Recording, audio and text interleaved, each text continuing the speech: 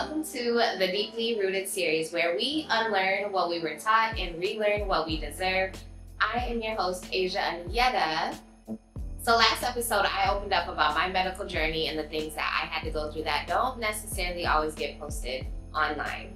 I feel as though healing doesn't always have to happen in hospitals. Sometimes it can happen through sisterhood, and it can also happen in the creative spaces that we create. On today's episode, I brought someone extremely special along. She is a creative. She actually owns the studio that I get to record in. She is a powerhouse, and she's also someone that makes me say, okay, maybe I need to step up my creative game just a little bit. I wanted to welcome my very first guest on the show also, Miss Bree. Thank you for having me. Absolutely. Alrighty, so on your birthday, we touched base on authenticity. And I just kind of wanted to know, what season were you in when we talked about authenticity, and what made you kind of bring that up? I love that. That's a good question. My birthday makes me super reflective, and this birthday specifically, I just turned 30. So The big 3-0. yeah, stepping into a whole new decade, and just thinking about, for me, like what I want my community to look like. I think that I do a lot of things solo, and I think that through different experiences I've had with people, relationships, friendships, different spaces, like I worry that like who I am truly may not be accepted. So now, going into this new decade, I really want to just not care about that. Break through those doors. Yes. Break through those doors. I think what I really love too is like community. Yeah. Community's a big deal, especially as a creative. For sure. I kind of want to ask you, who were you before this version of you, and what is something that you feel as though you had to unlearn? And I want to say within this past year. Within this past year, I think for me, I've had to unlearn like looking for other people's approval. I don't think that that's something I've always been like conscious of, but it's definitely been at the back of my mind. Like, I want people to understand me so much to the point where like I'll kind of operate in whatever way that I feel they'll be like able to easily recognize and like, Kind of looking for their acceptance, Yeah. in a sense. Yeah. Okay. So that's a big thing I'm learning now. I don't have to have that. You don't have to have the acceptance of everybody. Yeah, Yes, yeah. no, you can just be your own true authentic self. Yes, and that attracts like the best people in opportunities. So it's been a good thing to learn.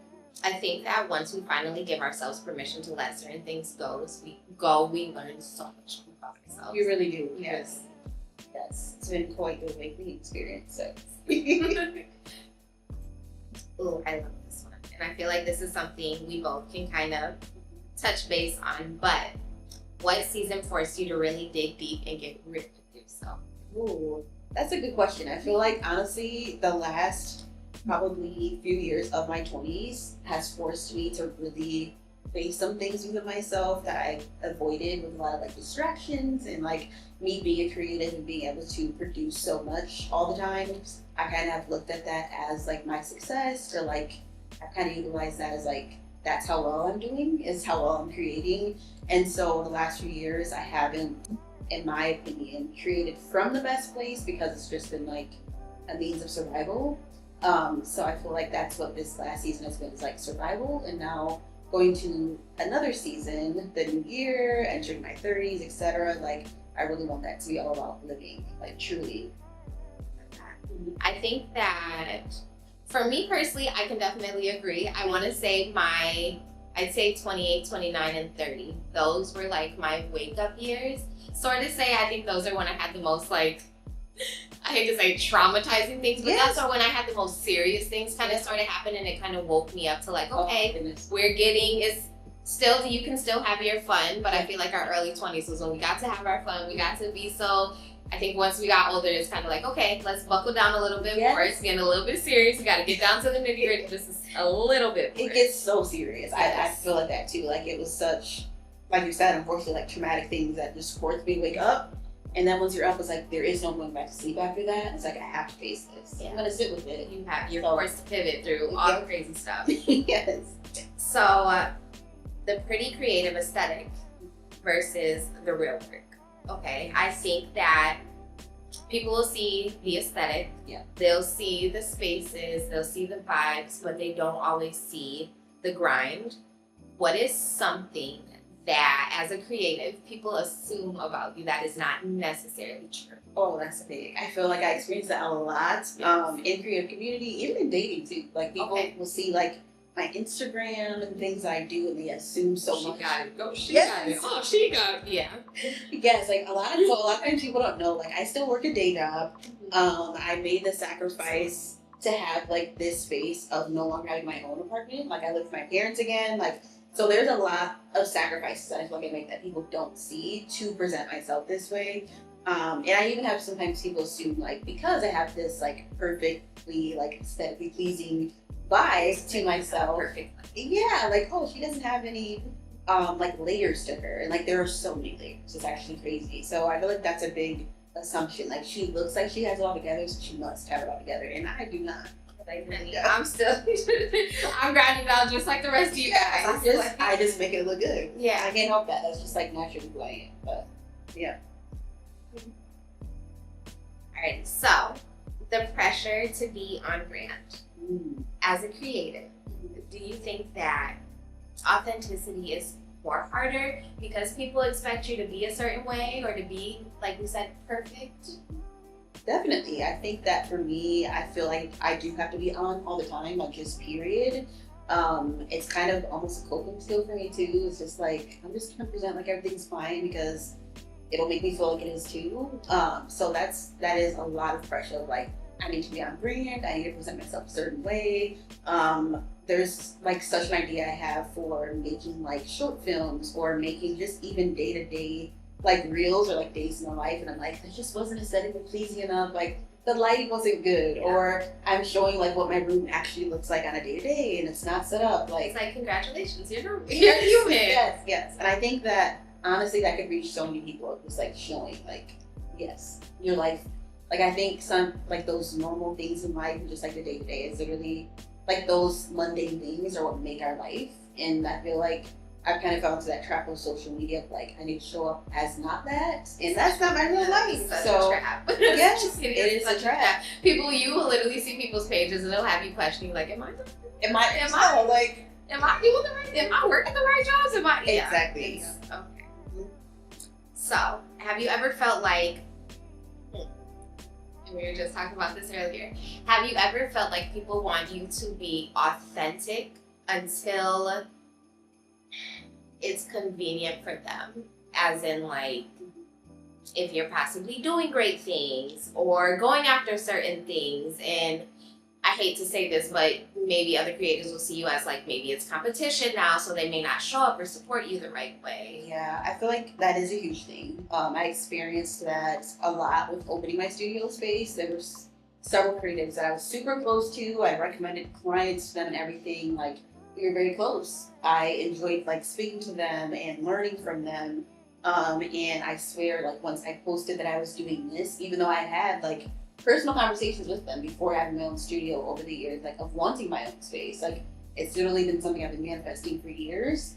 So I had to deal with like accepting that everyone's not going to be comfortable with you like elevating or evolving, and I think it's just because some people are more comfortable with like previous versions of you. So it's hard. It sucks because it does kind of create like this secret competition that like I didn't sign up for that. So I do not want that. I think that we thrive more when we're together, but it has been a challenge like adjusting to there being a bit of animosity or like this tension or competition. It's a weird It doesn't always have to be competition at all, and I think it's super unfortunate because people will hold space for you until they see that it's no longer convenient for them. Yes. And it's like, I can cheer you on from afar if it's gonna be like that, because I think just in a creative space, it's one or the other. It's either we're gonna mesh well, work together, create together, or unfortunately people are gonna like look at you as competition and maybe not want to show up the same or support the same, because for sure. I think once other people may see you doing maybe a smidge better than them or doing something that they may aspire to be or wanted to go after, that also kind of puts you in a place of like, okay, now am I just competitioning, or I thought we were like that. Right. I thought it was kind of definitely does not have to be. Yes. It's definitely something I'm still navigating. For me, a big thing is just like not taking it personally, even though it feels personal because again, I was Because it close very to much them. is, yeah. Yeah, but just not letting it stop me either. I think that when you grow, that your circle does change a little bit, and I think that that's a part of the growth. We shed things, we shed people. Yeah, so that's how I look at it. Welcome to your 30s. Yeah, that part. All right, so there's so much to talk about when it pertains to the soft life, right? What is something that you try to remind yourself during the hard times when you want to be in your, let's say, soft girl era? That's a good question. I feel like for me, I just to remind myself that I think that our journeys take a little bit longer than we think. And that even while it feels like it's taking so much time and it's like, is this gonna pay off? Is it gonna work? I think just keeping in mind literally your goal. Like you have to stay focused on that. You have to remind yourself. And even the moments where I can't remind myself, because sometimes I'm not always like this optimistic, positive person, and I'm just having a moment or a day or even seasons sometimes where I'm like, I don't know if this is all making any sense. But for me, like that's where I like kind of allow myself to have that soft moment instead of focusing on having the entire soft life. It's like, what can I do in this moment to make it feel a little bit softer? So it might look like taking a day off. It might look like I'll revisit that project later because right now I'm frustrated.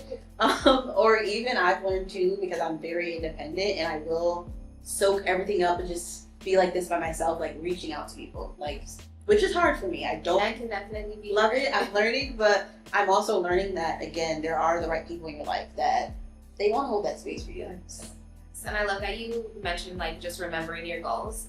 A big thing for me is I always do the why method. Yeah. So I'm like, you could want to be the world's best author, but you need to say, okay, I want to be the world's best author. Okay, but why? Okay, well, I want to change people's lives. Okay, why do you want to change people's lives? Well, I may not have had it the best growing up. Okay, so why didn't it? Just like realizing your whys are always going to keep that motivation, I think, for you to like really reach toward those goals. For sure. I think that's a great method because that process really does help you. For it's like, okay, I'm calm, I keep going, I got this. So we can revisit it. Yeah, we'll be okay.